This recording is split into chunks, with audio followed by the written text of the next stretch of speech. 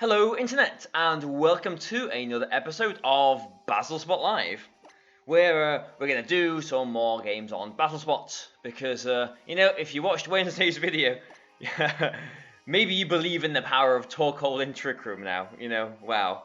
So, yep, let's go with that, and, let's see if we can successfully explode on someone, why not?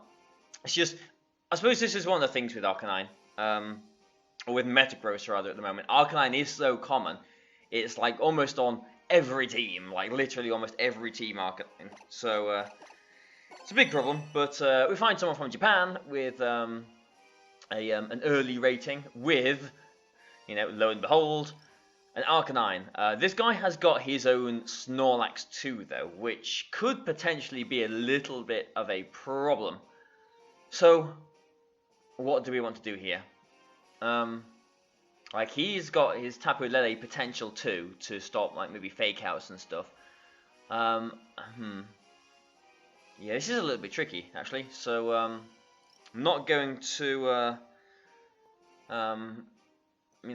not gonna give this an incorrect amount of thought. I shall give this a sufficient amount of thought, which is always the attitude you should have going into a game of Pokemon. What do we think then? I mean, Lilligant Torkoal, he could lead with Raichu, Tapu Koko, and just be faster. I like Trick Room here, but he's got Snorlax too, so that's that. I mean, Torkoal is faster than Snorlax in Trick Room, but it can't do too much to it. I will go with Torkoal and Metagross though, and I will go with Torkoal. And I kind of want Snorlax again, but like Hariyama, normally I would want Hariyama because he has got the Snorlax, but look what else he's got. He's got Fairy, Psychic, Intimidate. So, I guess we'll go with Snorlax. We'll go with Snorlax on Snorlax, and, see what happens. I mean, Snorlax are normally either Belly Drum or Curse, and I think Curse has been a little bit more common lately. So, if he starts cursing up in my face, then he will be the slowest thing on the field. So, I won't want to give him Trick Room if he does have Curse. If he does have Curse, my Snorlax will be faster after he curses once. Kind of expecting an Arcanine lead again here, so... oh, actually we don't. No Arcanine lead. Good. So, he can fake out. He can fake out either of my Pokemon, actually. After Wednesday, I'm actually a little bit scared of him just going for a double Protect tier 2, but, Raichu don't commonly carry Protect, do they? What would I lose from just going for a Trick Room Explosion? I suppose if he fake outs the Oranguru and, if he does that, Tapu Koko can't one-shot Metagross without a Z move. So I am just going to go straight for a Trick Room and Explosion, I do believe. If he goes for a fake out into the Metagross and I do get Trick Room up, then Metagross will be faster than both of these Pokemon, out of Trick Room. In Trick Room, rather. So, is he doubling into the, oh, okay. So he's not doubling up into the Metagross, but he finds a very sneaky way of not getting exploded on. So his Tapu Koko avoids that. His Raichu is going to go down here. Goodbye Metagross. Goodbye. So we'll see what he's going to bring in then, because we kind of do want Trick Room. I think, do I want my Snorlax or do I want my Torkoal? Yeah, I think I'm going to go with Snorlax here. Yeah, Tapu Lele.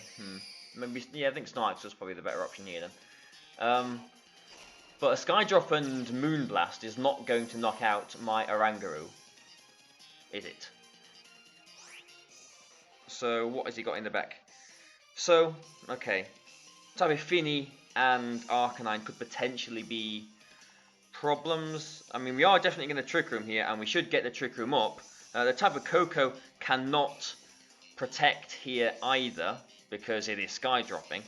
So, I could go for a high horsepower into the Tapu Koko, or I could just go for a return, just to get some damage off, because it might be Focus Sashed. We saw Life Orb on the Raichu. And if we do get Trick Room up, then I could just threaten it again. So yeah, I'm just going to go for a safe return into their Tapu Koko. We have got high horsepower, but safe return I think is safer. I mean, suppose we could see a Shattered Psyche coming out here. And that's exactly what we do see. So, Snorlax should survive this. I do believe. Doesn't mean it's a good job we didn't go for the belly drum. I think that would have been a little bit too greedy, I guess. Maybe I've been a bit too greedy, you know, in past videos, thinking about getting the belly drum up. I mean, belly drum, Snorlax without a belly drum is still quite a threat. Yeah, look at that. Snorlax tanking that like the large shape of a person that it is. So there we go. So this is an interesting Tapu Koko, I suppose, isn't it? Yeah, we're not going to try belly drumming here. Because we are in the psychic terrain, a Psy Shock will knock out the Tapu Koko from here. I mean, I've got options, and I couldn't go for a Psy Shock into the Tapu Koko, or I could go for an Instruct Return into the Tapu Koko, because then if I knock out the Tapu Koko, it will be Instruct Return directed onto the Tapu Lele. The problem with that is if he does Protect with his Tapu Koko, because then I'll just Instruct into Protect. So I'm going to go for the Psy Shock onto the Tapu Koko. We are in Psychic terrain, it will knock it out, and I'm going to go for a Return into the Tapu Lele, which will do about half damage. I'm just a little bit worried about what he might have in the back, but we're going to see that right now. So it is Snorlax, actually. So that's not too bad, actually. Tapu Koko does Protect. That's not too bad. Because Torkoal, as long as we're in Trick Room, Torkoal does pretty good against these. But the worry is, again, if that Snorlax starts cursing up. Psy Shock is actually going to do a decent chunk. We are in Psychic terrain. It does hit on the physical side. So do I want to Psy Shock, or do I want to now maybe Instruct Return? But yeah, if it does curse, that is a problem. Because it's going to have the berry as well, isn't it? I think I will Psy Shock into the Snorlax, and I think I am just going to return into the Tapu Koko, I think. But I am scared of this Snorlax. Because if he does curse, he's got the position where basically he has got the slowest thing and the fastest thing in the game. So, under Trick Room, it will be a massive threat. Out of Trick Room, the Tapu Lele will be the massive threat. So, he does have Belly Drum, which is, I suppose, a bit of a relief that it's not Curse. We did see my Snorlax did go first, so maybe it's a speed tie. Maybe my Snorlax is just slower. Psy Shock does, I'd say that's a decent amount of damage for an Oranguru. Okay then. Tapu Lele is going to come in then, and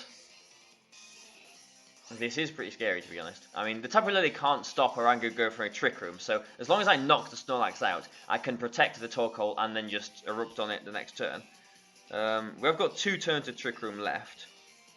So I'm just going to double into this Snorlax. Obviously, it has Belly Drummed, so if it is a speed tie, that's scary. And it is a speed tie. Well, that is unfortunate. It is unfortunate, but is it fatal? Because that Snorlax is definitely in range of Eruption now. Oh, that is fatal. That critical hit, potentially. So we'll put Torkoal in now, and if both of his Pokemon have got Protect, then he will just protect both of his Pokemon. If he does protect both of them, I can't do anything to capitalize on that. I haven't got substitutes or anything like that. So I will just go for an Instruct and Eruption. If he does protect with both of his Pokemon, then how still can I win this game? Because the Tapu Lele, okay, so we got the critical hit there onto the Oranguru, so maybe a Moonblast won't knock it out, maybe, but oh, okay, so maybe that's a Scarf Tapu Lele. Maybe that Snorlax has got recycle instead of protect or something like that. So that made the game a lot easier for me, because that was actually gonna, be pretty tricky there. Okay, so he got a bit lucky. He won the Snorlax speed tie there, but I can't complain too much about that because I'm using Snorlax too. But if he had protected there, then yeah, that would have been a really bad position for us. Like if I'd protected the Torkoal, I would have had to have hoped that his Snorlax didn't target my Oranguru that turn and got the Trick Room up and then went from there. But he could have been and probably would have been smart enough to to see that. And so maybe instead I could have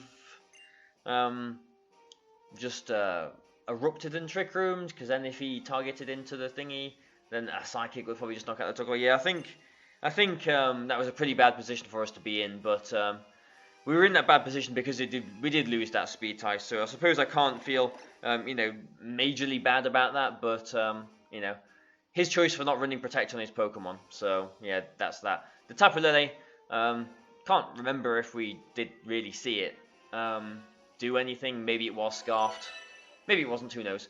As we find someone from Ontario in Canada. So the long forgotten Marowak and actually Celesteela. This team looks like something that someone would have used in the London International Championship. Very sort of early metagame kind of team. It does have ways of dealing with Explosion too, so maybe I don't want to be so Explosion happy here. But I don't know, how else can he stop Trick Room? I suppose knockoff Flare Blitz or whatever would, like a double target into the Oranguru would be the only real threat. So I don't know, I feel kind of safe going with Oranguru Metagross. Torkoal I do want in the back, and Snorlax I do want in the back as well. So I guess I'm using these four quite often. I guess these are the four that I do use most. Hariyama can be nice. Lilligant we used in Monday, didn't we? So that can be nice. It can do a few things too. Does give the team a few more options. But I don't know. Let's see how this guy's going to play this.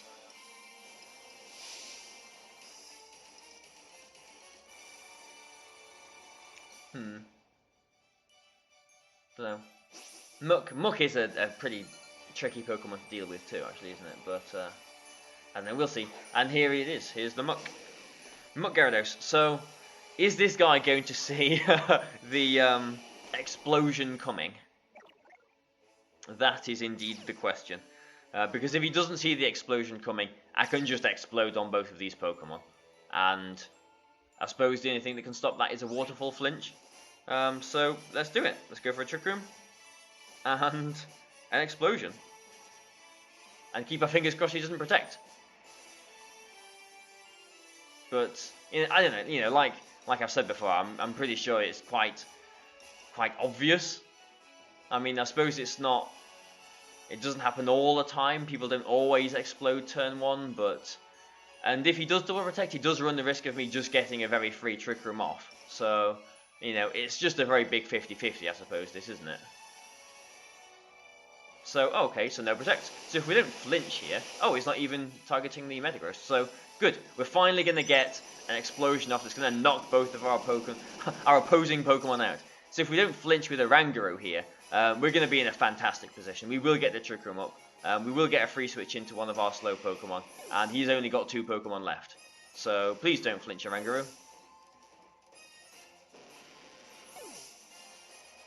And of course we flinch. 80% chance we had a really, really good position going on there. Okay. So, that's not good. I'm going to put Snorlax in, just because I suppose Marowak is maybe the thing that can do the most amount of damage to Oranguru. Yeah, that's annoying. Snorlax, and what else are you going to have then? Celesteela, maybe? No, Garchomp.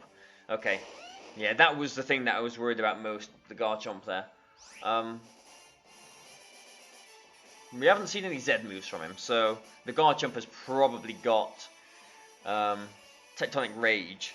So maybe I should double protect this turn, just to try and stall that out a little bit. Yeah, I'm quite happy doing this actually. I feel like if he does Tectonic Range, it will be into the Oranguru. If he does, then it'll probably do about 20%.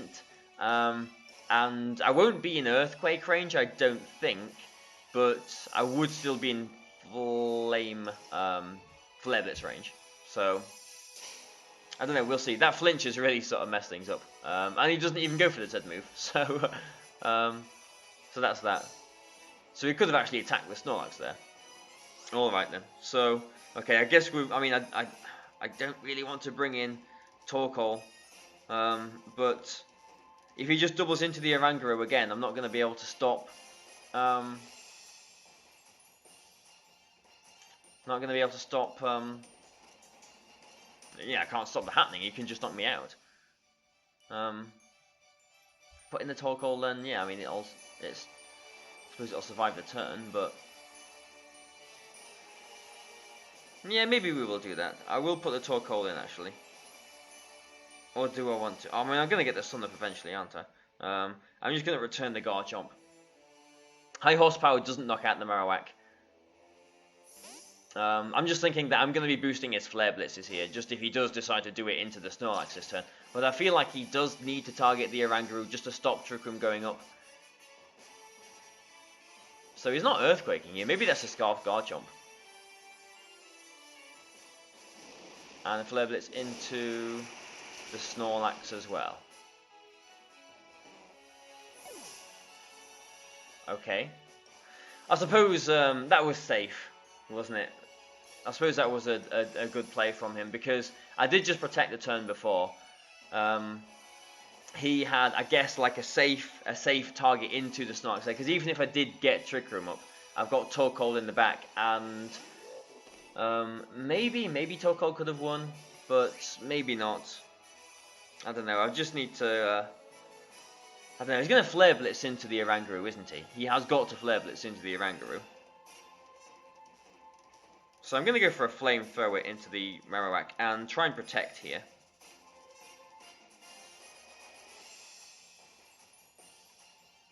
I mean, I thought he had to target into the Oranguru last turn, didn't I? And clearly he didn't. So I don't know. Who knows how this is going to go. If we can get a critical hit with our Flamethrower here, then that would be good.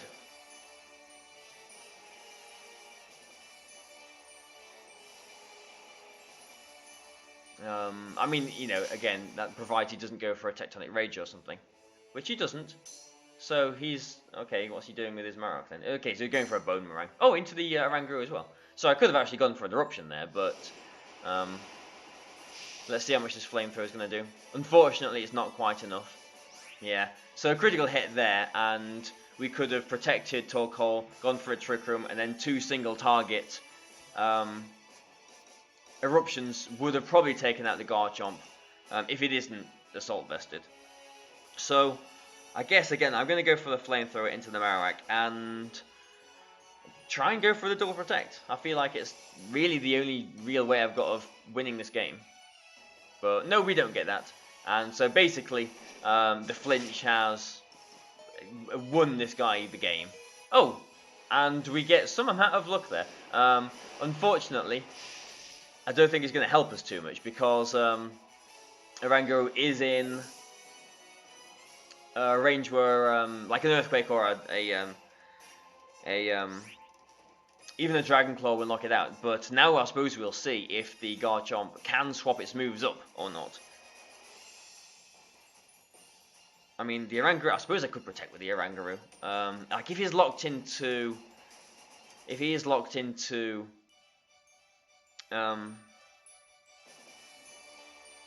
Dragon Claw, then I don't know. Let's see.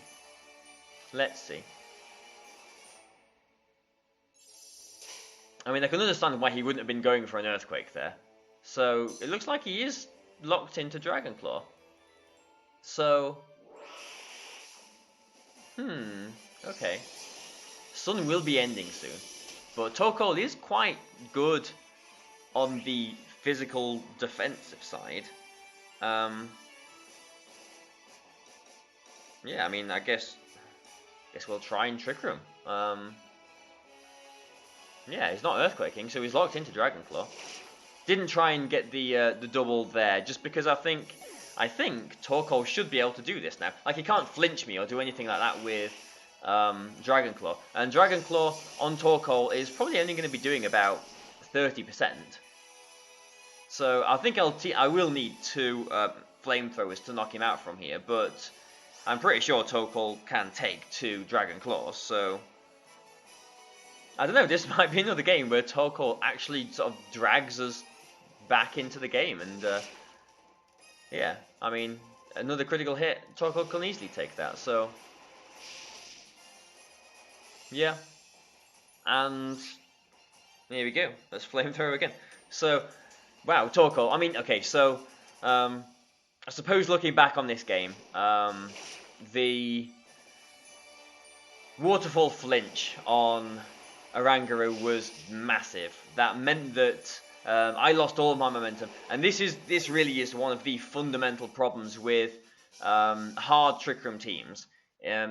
Something like, I mean, like Togekiss isn't around so much now. Obviously, it's not legal, but flinches and going second, it kind of invites RNG onto you a little bit, and there's not really any way of stopping that with Trick Room teams, other than in that specific position having something like Follow Me, or some kind of redirection or something like that, or Storm Drain or something, whatever. But I don't know. I mean, so it's not something that I can really complain about. It's just one of those inherent flaws of slower Trick Room teams like that. But if I did get the Trick Room up there, then obviously I would have been in a fantastic position. I probably would have put in the Torkoal first, because he didn't have any sort of weather on his team, and I would have just been able to erupt, instruct, even on resisted things. It would have done a lot of damage. Snorlax would have kept its berry, and would have been able to just sort of clean things up at the end there too. So yeah, without that flinch, the game would have been a lot easier. But phew. I mean, he missed his Bone Meringue, 10% chance of missing that. So I got a little bit of fortune back in my favor there. So the the parity of fate, or whatever you want to call it, has kind of balanced itself out in that one. So thanks a lot, guys. I hope you have watched. I hope you've watched this. If you're watching this, then I kind of hope you are watching it. So I hope you've enjoyed it, rather, and please like and share and do all that. So thank you, guys, and goodbye for now.